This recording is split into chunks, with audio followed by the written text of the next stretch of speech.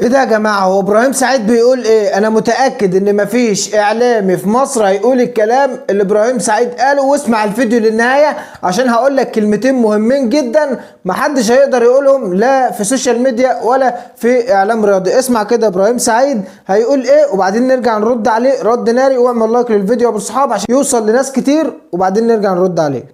بس الموقف بصراحة عليه علامة استفهام، غريب جدا.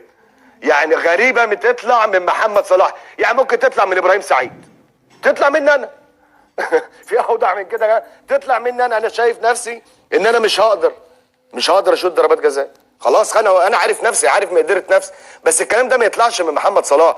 هل اللود اللي على محمد صلاح، هل الهجوم اللي على محمد صلاح خلاه خلاص بقى مقرف مننا، بقى مش طايق مننا ان احنا ننقذه؟ مفيش لاعب فوق النقد. اللعيبه غريبه كمان، ان اللعيبه اتحولت بعد ما صلاح خرج من الملعب. اللعيبه اتحولت، كله بقى يموت نفسه، كله بقى يقاتل بقى، ما شاء الله. مرموش هايل، مصطفى محمد، تريزيجيه لما نزل، مصطفى فتحي لما نزل. انا عايز افهم الروح دي ما كانتش موجوده ليه؟ هل محمد صلاح هو السبب؟ هل محمد صلاح وصل لمرحله اللعيبه مش عايزه صلاح؟ هل اللعيبه شايفه ان صلاح وحش فهو شايف ان هو خلاص، ان هو انا كلاعب مهما اجتهدت ومهما بقيت كويس في التمرين ومهما بقيت مميز في المباريات، هل ان انا ممكن ما العبش؟ هل وصلت المرحله دي؟ لان حاله الغل اللي موجوده من اللعيبه بعد خروج صلاح، اللعيبه فاقت، اللعيبه انطلقت، اللعيبه بقت من الاخر بيخش فينا جون التعادل يجي، اللعيبه بقت تموت نفسها. بيتكلموا طبيب المنتخب الام العضله الخلفيه، بيقول ان شد في الخلفيه، بس الصراحه يعني ما التاكيد يعني برضو يعني الموقف اللي حصل ما فيش شد خالص يا صلاح. يعني الارقام كمان، انا يا جماعه والله انا ما اعرفش الاعداد عامل الارقام بتاعت صلاح، يا ريت يظهرها لي. يعني الارقام بتاعت صلاح النهارده الاحصائيه بتاعته مش ده اللي يجيب لك شد. يعني انا مش عارف بصراحه ماله صلاح. يعني صلاح انت زعلان مننا؟ يعني زعلان من مثلا من الشعب المصري؟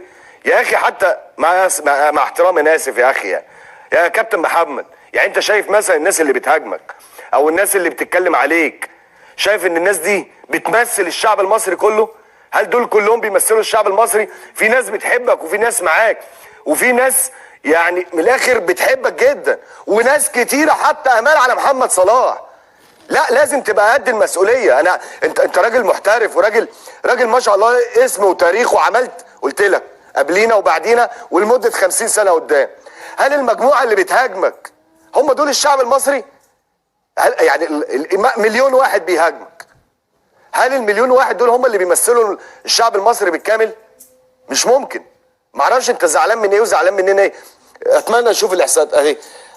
صناعه اهداف مفيش، صناعه فرص مفيش، تمريرات صحيحه 9 من 11، تمريرات طويله واحد بس، اللمسات 17، اخطاء حصل عليها 3، بعد كده اخطاء ارتكبت 0، فقد الاستحواذ 3، مراوغه مفيش، تشتيت كرات مفيش، اعتراضات مفيش.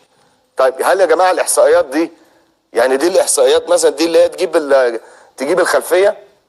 مش اكيد. بص يا جماعه عشان برضو الناس ممكن تقول لك ايه، اصل صلاح ما سخنش كويس. لا صلاح راجل محترف وبروفيشنال وعارف بياكل ايه وبيشرب ايه، وبيشرب قبل المباراه ميه كتير ايا كان فيه، وما بيلعبش مع احترامي، يعني ما بيلعبش في الدوري المصري. يعني مش الكلام ده مثلا ممكن يعني ابتدي ممكن ما سخنش، يعني ممكن ما سخنش الكلام ده ماشي، بس صلاح لا، يعني حاجه احترافيه. يعني ليه برنامج غذائي وليه برنامج قبل المباراه ويشرب كميه ميه قد ايه، معدل الاكل بتاعه قد ايه، فكل ما حاجه محسوبه. صلاح بيكتب بالورقه والقلم كده ايه اللي هيعمله النهارده قبل المباراه. هل ما سخنش؟ مش ممكن صلاح هينزل قبل المباراه، اصل الكلام ده ما يحصلش غير لو انا ما سخنتش كويس قبل المباراه. فصلاح يا صلاح لو الناس زعلانه او انت زعلان من الناس، انا والناس اللي كانوا موجودين بيتفرجوا على منتخب مصر والشعب كله بيتفرج مش ده اللي بيمثل الشعب المصري. مش الكل زعلان منك، الكل حتى لو الناس زعلانه منك فزعلانه منك عشان انت ادائك مع المنتخب غريب. بص يا ابو الصحاب، انت طالما داخل تسمع الفيديو ده فانت اكيد راجل وطني وبتحب منتخب مصر وبتحب صلاح وبتحب الاداء بتاع منتخب مصر يكون شكله كويس. فانا هنا جاي اسالك كام سؤال. هل خروج صلاح والنني من الملعب هم اللي كانوا مأثرين على منتخب مصر؟ وهل صلاح ادعى الإصابة من أجل الخروج وعدم إحراج روي فيتوريا عشان ما يخرجوش من الملعب ويبقى هو محروق فادعى الإصابة عشان يخرج من الملعب؟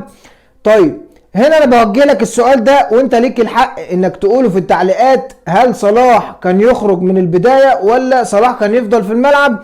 وان صلاح ما بيأديش مع منتخب مصر بطريقة ما او ما بيأديش مع منتخب مصر نفس الاداء اللي بيأديه مع يعني ليفربول. انا بحب اتفرج عليه جدا في ليفربول، وانا واحد من محبين صلاح جدا على المستوى الشخصي وعلى طريقة لعبه الجميلة جدا اللي انا بتفرج عليها مع ليفربول مش مع المنتخب خالص. عشان ما حدش بس يجي يقول ان انت بتقول ان انت بتحبه وبتحب لعبه. انا بقول لك اهو، محمد صلاح مع ليفربول حاجة تانية، محمد صلاح مع منتخب مصر مش موجود. طب هنا ايه اللي يثبت على كلامك ده يا اسلام؟ بص واتفرج، وانت اتفرجت على المباراة ومجريات المباراة، ابراهيم سعيد عنده حق في كل كلمة قالها. ابراهيم سعيد عنده حق في الكلام اللي قاله كله. ماليش دعوه بابراهيم سعيد، انا بتكلم على التصريحات اللي قالها، عشان في ناس بتقعد تخش في التعليقات وتقعد تقول لك ايه ما لقيتش الا ده مش عارف ايه. انا بقول على الكلام اللي بيقوله، انا ماليش دعوه باي شخص يا جماعه، ماليش دعوه، بتكلمش في اي شخص ده بيعمل ايه ولا الشخص ده علاقته ايه ولا طريقته ايه، ماليش دعوه. انا بتكلم على التصريحات وعلى الكلام اللي بيقوله. هنا صلاح والنني كانوا مأثرين على اداء منتخب مصر حرفيا، وحجازي كمان في ثغره في دفاعات المنتخب. محتاجين يعني مدافع يكون اقوى من كده، محتاجين مدافع يقدر يمسك المنتخب اكتر من كده، او يكون دفاع يعني خط دفاع. يعني انا على فكره يا جماعه والله العظيم ساعات بحس ان روي فيتوريا مش قادر يستوعب نقطه القوه بتاعتنا. انت عارف احنا نقطه قوتنا في منتخب مصر ايه؟ لو ركزت في الكلام والله العظيم نقطه قوه منتخب مصر الخط الهجومي. ركز كده هتلاقي تريزيجيه، هتلاقي مصطفى محمد بيلعب في نانت الفرنسي، تريزيجيه بيلعب في تركيا، عندك مرموش بيلعب في المانيا، عندك محمد صلاح ليفربول، عندك مين تاني مصطفى فتحي بيراميدز، عندك مين تاني في خط الهجوم، عندك لعيبه اقوياء جدا زيزو امام عاشور. بص خط هجومي من نار. انا حاسس ان المدرب نفسه مش عارف قيمه هجوم منتخب مصر. احنا ازاي امبارح بنلعب بطريقة 5-4-1، لكن انت تخيل ان منتخب مصر يعني حسيت ان احنا رجعنا لايام يا نهار اسود هكتور كوبر، ورجعنا تاني للحتة اللي كانت بص اللي كانت عاملة كده بتاعت كيروش، اللي هي ايه ان انت بتدافع وبتلعب بطريقة بص معقدة وطريقة خنيقة، وان انت اصلا بتكسب بالعافية، بتكسب واحد يعني مش عايزين نرجع نقول الواد قناحي كان عنده حق في اخر سنتين. ما هو فعلا كان عنده حق في اخر سنتين، لان انت ما كنتش بتقدم كورة في اخر يعني اخر نسختين افريقيا، انت ما كنتش بتقدم كورة حرفيا. انا بتكلم بامانة وبنتكلم بجد. انت اصلا كمدير فني مش عارف قوتك فين، قوتك في هجومك. ازاي انت بتدافع؟ اي نعم القماشه اللي كانت موجوده مع هكتور كوبر ما كانتش قد كده، فكان بيضطر يلعب كده. كيروش كان نفس الحكايه، كان بيضطر يلعب كده. هتقول لي يا عم اسلام ما هم دول اللي كانوا موجودين مع كيروش؟ لا مش هم دول اللي كانوا موجودين مع كيروش، كانت امكانياتهم لسه قليله عن كده. مصطفى محمد ما كانش وصل نانت، تريزيجيه كان مصاب، عندك امام عاشور ما كانش رفع كده والدنيا كانت بقت حلوه معاه كده، زيزو نفس الحكايه، مصطفى محمد كان نفس الحكايه، كان في التعاون ما كانش بيلعب. فانا بوصل لك دلوقتي ان الناس اللي معاك ديت يعني دلوقتي حاليا اقوياء في خط الهجوم. استغل الثغره دي، مش تلعب لي شويه 5-4-1 او شويه 4-1-4-1. ايه دي؟ ايه الطريقه دي؟ نرجع لكيروش وهكتور كوبر والكره المعقده اللي ما كناش بنتمنى ان احنا نتفرج عليها. شكرا لكل الناس، اتمنى الناس تعمل لايك للفيديو وتقول رايها في التعليقات على الكلام اللي انا بقوله. انا بشوف الكومنتات وبنرد على الكومنتات، ما فيهاش اي مشكله خالص، وبستفاد على فكره من الكومنتات اللي انا بشوفها. شكرا لكل الناس حبايب قلبي.